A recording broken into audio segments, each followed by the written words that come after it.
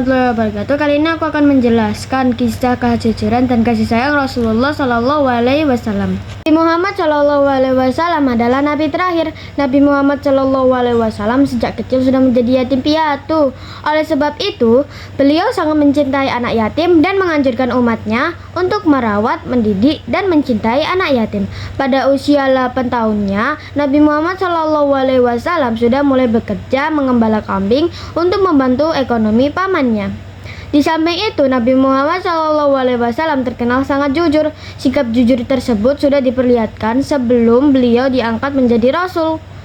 Pada usia 12 tahun, beliau diminta bantuan oleh pamannya untuk membawa barang dagangan Siti Khadijah binti Khuwailid, seorang pedagang wanita yang kaya dan dihormati kota Mekah.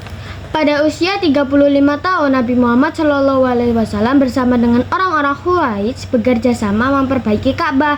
Ketika pembangunan sudah sampai ke bagian Hajar Aswad, bangsa Quraisy berselisih tentang siapa yang mendapatkan kehormatan untuk meletakkan Hajar Aswad ke tempat semula. Pada akhirnya, mereka menunjukkan Muhammad SAW sebagai orang yang tepat untuk melakukan hal tersebut.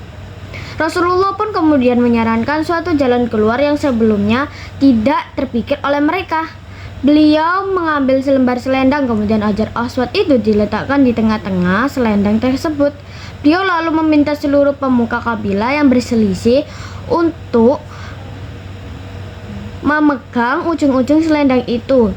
Mereka kemudian mengangkat Hajar Aswad itu bersama-sama. Setelah mendekati tempatnya, Rasulullah SAW yang kemudian meletakkan Hajar Aswad tersebut, ini merupakan jalan keluar yang terbaik.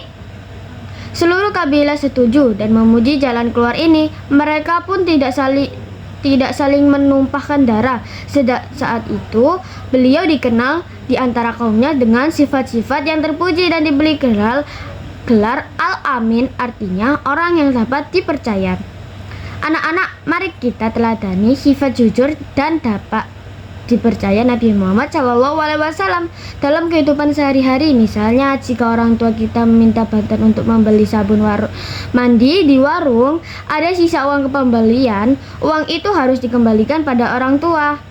Percayalah, anak yang jujur, anak yang amanah pasti disayangi teman-teman, guru, orang tua, dan Allah. Selain itu, Rasulullah SAW mengajarkan pula untuk hormat kepada orang tua seperti dalam hadis yang artinya berikut ini.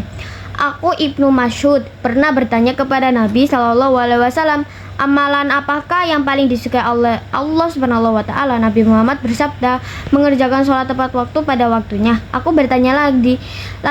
Kemudian apa? Nabi Muhammad SAW menjawab, berkatilah kepada orang tuamu. Aku kembali bertanya, lalu apa lagi? Nabi Muhammad SAW menjawab, jihad fisabilillah. Rasulullah SAW juga tidak pernah menyakiti hati orang lain. Hal itu dapat dilakukan dalam hadis yang artinya, barang siapa yang beriman kepada Allah Subhanahu wa Ta'ala dan hari akhir, maka hendaklah ia berkata yang baik atau diam. Kepedulian Rasulullah SAW bukan hanya pada ibadah seperti sholat, tetapi beliau pun peduli terhadap lingkungan hidup. Hal itu tercermin pada akhlak beliau, antara lain 1. Nabi Muhammad SAW sangat hemat dalam mempergunakan air. Itu dibuktikan pada anjuran beliau agar tidak berlebihan dalam pemakaian air dalam berwudu. Nabi Muhammad SAW mengajarkan agar tidak melakukan kerusakan di bumi ini. Itu nomor 2, guys.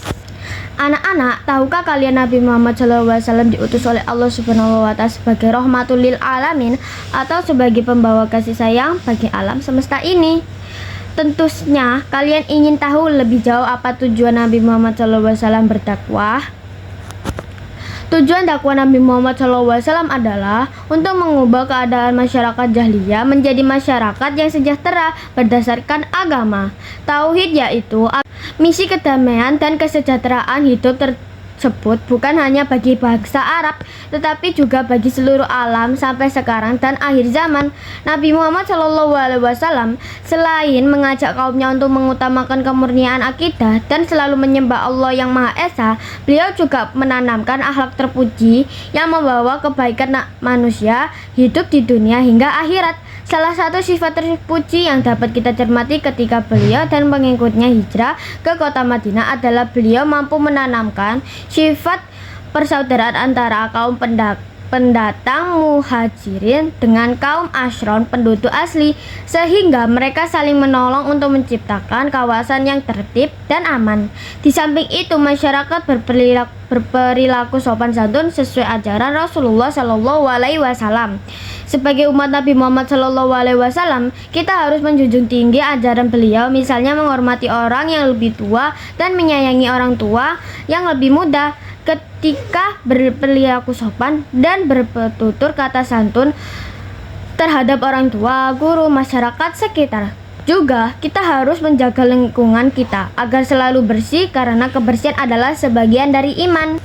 Oleh sebab itu, kita tidak membuang sampah di kali atau selokan, karena selokan yang penuh sampah akan dangkal, saluran air tidak lancar, sehingga di musim hujan daerah tersebut menjadi banjir. Kita harus peduli terhadap lingkungan sekitar untuk kebaikan diri dan orang lain. Kita harus selalu berperilaku sesuai ajaran Rasulullah Shallallahu Alaihi Wasallam. Sekian, terima kasih dari video saya. Wassalamualaikum warahmatullahi wabarakatuh.